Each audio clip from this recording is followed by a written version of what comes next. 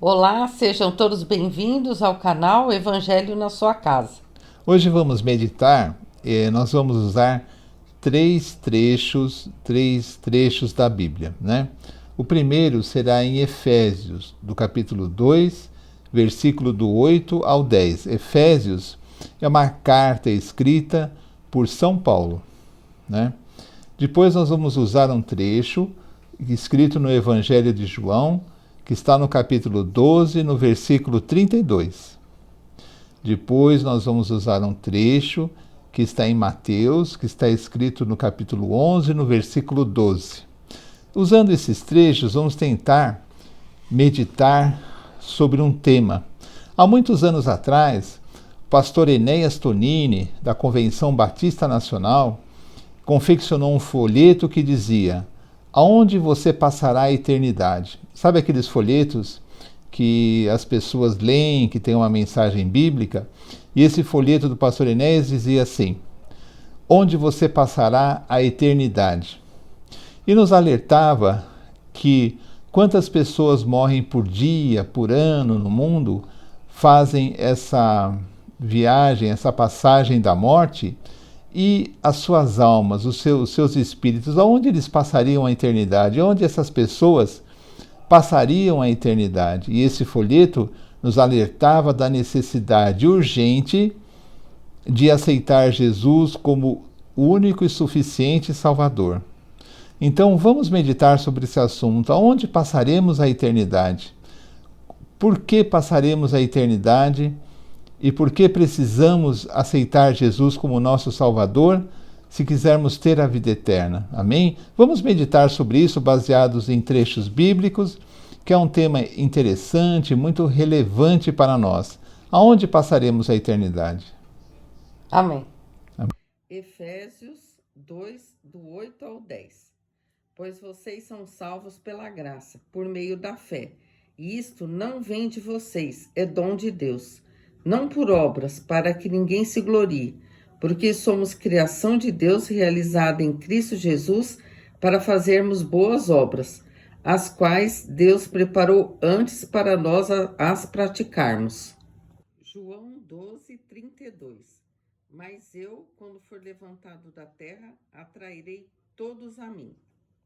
Mateus 11, versículo 12. Desde os dias de João Batista até agora, o reino dos céus é tomado à força, e os que usam de força se apoderam dele. Então, na carta aos Efésios, quando São Paulo cita que nós somos salvos pela graça, isso não vem de vós, é dom de Deus, não por obras, para que ninguém se glorie, ele está nos ensinando que nós não somos salvos pelas obras. Nós não podemos chegar depois da morte na presença de Deus e falar: olha, eu sou uma pessoa tão boa, de obras tão boas, eu sou tão perfeito que eu mereço o céu. Não, não existe. O preço da salvação para nós, para toda a humanidade, é impagável. Nós não poderíamos nunca pagar o preço que a salvação requer. Por quê? Porque a nossa condição de pecadores não nos permite pagar esse preço. A nossa imperfeição não nos permite pagar. Mas Jesus morre na cruz por nós e paga esse preço que para nós é impagável. Por isso a salvação é pela graça. A graça é um favor imerecido. A graça é uma coisa, é um favor, uma dádiva que você não merecia e recebeu. Quando você trabalha e você trabalha aquele mês, você é digno do seu salário. Então a Bíblia diz assim: o trabalhador é digno do seu salário, porque você trabalhou. O seu empregador não lhe faz um favor quando paga o salário, e sim ele tem a obrigação de lhe pagar. Quando você recebe um prêmio de uma empresa como o melhor funcionário do ano, vamos dizer assim, porque você se esforçou e realmente você deu tudo de si para ser o melhor funcionário, a empresa, reconhecendo o seu esforço, não está lhe fazendo um favor, e sim uma obrigação de reconhecer todo o esforço que você fez naquele ano. Isso não é favor. Mas a graça, por isso que Paulo fala assim: pela graça sois salvos. Mas a graça quer dizer o seguinte: que recebemos a salvação em Jesus Cristo sem termos nenhum merecimento. É impossível termos merecimento. Não há obra que possamos fazer ou realizar que pudesse nos dar o direito de ir para o céu, a não ser pelo sacrifício de Jesus, o seu sangue derramado na cruz em nosso lugar, que nos dá esse direito, que nos dá esse presente da vida eterna. Então, o que nós aprendemos daí, não é? Que Jesus, ele se sacrificou em nosso lugar, ele morreu em nosso lugar, para que pudéssemos ter direito, depois desta vida, a ter direito à vida eterna, a estar perto de Deus. Mas isso não vem de nós, é dom de Deus, é um presente de Deus. Mas por que o outro trecho que nós lemos diz que a partir de agora o reino de Deus é tomado por esforço? Porque apesar de eu ter como herança o reino de Deus, através do merecimento de Jesus e o seu sangue derramado na cruz, eu tenho essa herança da vida eterna, eu preciso me esforçar para ter uma vida aos pés de Jesus, uma vida de amor, de obediência, uma vida que agrade a Deus. Por quê? Porque se eu viver de qualquer maneira, de forma irresponsável, se eu negar a Deus através dos meus atos, sendo uma pessoa desonesta, uma pessoa implacável, uma pessoa que fala mal dos outros, uma pessoa violenta, uma pessoa que parece que nada difere daqueles que nunca viram Jesus e às vezes se torna até pior, usando de artifícios, de desonestidade, é claro que a minha vida está dizendo o seguinte: eu não aceitei Jesus. Eu não me esforço para me santificar ou para ser cada dia melhor. Cada dia eu preciso me esforçar para vencer o pecado, viver dentro da lei de Deus. Eu preciso me esforçar para ser parecido com Cristo, para ser um discípulo de Jesus. Jesus diz assim na Bíblia: sede perfeitos como perfeito é o vosso Pai. É claro que essa perfeição que Jesus diz assim, sede perfeitos, a nossa meta é ser perfeito. Por isso nós não podemos estar satisfeitos como somos. Ah, mas eu já sou tão bom, eu estou muito satisfeito como eu sou. Eu já li toda a Bíblia, eu não preciso aprender mais. Não, isso Jesus está ensinando. Sede perfeitos. Quem busca a perfeição nunca está satisfeito. Todos os dias eu vou me esforçar para ser cada vez melhor, para ter uma comunhão mais perfeita com Deus, para estar cada vez mais debaixo da lei de Deus, vivendo a lei do amor, sendo uma pessoa caridosa, bondosa, onde os outros me vejam realmente como um discípulo de Jesus. Entendeu? Eu me esforço todos os dias, eu me santifico todos os dias e não fico satisfeito nunca como eu já estou. Procuro me aperfeiçoar cada vez mais. Por quê? Porque eu aceitei Jesus e eu tenho como herança a vida eterna. Mas isso não me tira a obrigação de tomar o reino de Deus por esforço, isto é, me santificar e ser cada dia melhor. Quando Jesus diz na passagem que nós lemos que ele seria levantado e atrairia todos a si mesmo, e quando eu for levantado, os atrairei todos a mim, ele quer dizer o seguinte: o tipo de morte que ele deveria morrer, a morte na cruz, quando ele ficaria levantado pela cruz, né? Ele ficaria suspenso. E quando ele fez esse sacrifício pensando em cada um de nós na cruz, ele atraiu toda a humanidade para ele. A porta do céu, a salvação, está aberta para todos e todos têm o acesso. É o que falava, é o que procurava alertar, aquele folheto escrito Aonde você passará a eternidade, que nós citamos no começo, escrito pelo pastor Enéas Tonini. Alertava, aonde você passará a eternidade. E se você aceitar Jesus, você passará a eternidade com Jesus, com Deus, feliz. Não porque você é perfeito, mas porque você recebeu o céu por herança, por graça. Entende? Então é urgente que falemos de Jesus.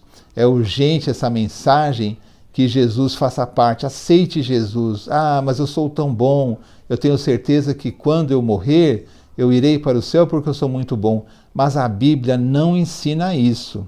A Bíblia ensina que devemos nos santificar, nos aperfeiçoar. Jesus ensina que a nossa justiça deve ser muito superior à dos fariseus, que devemos ser semelhantes a crianças, que devemos muitas coisas e obedecer à lei de Deus. Por quê? Porque precisamos nos santificar, porque quando nos santificamos, aceitamos Jesus. Uma vida vivida de qualquer maneira não é uma vida de quem aceitou Jesus verdadeiramente, o sacrifício de Jesus na cruz.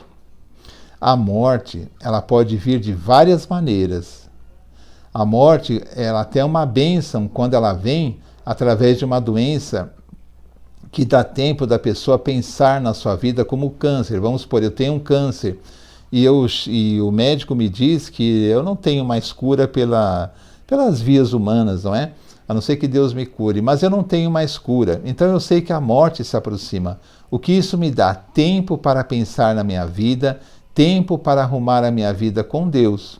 Eu posso arrumar a minha vida com Deus e eu terei a vida eterna. O que acontece é que muitas vezes as pessoas não têm esse tempo para pensar. Eu sempre cito a história de uma senhora que, saindo à rua para trabalhar, uma rua tranquila, de repente se viu no meio de um tiroteio. Um homem que estava à sua frente começou a atirar num homem que estava atrás dela, e o homem atrás dela começou a responder aos tiros. E ela se viu no meio de um tiroteio. O que aconteceu?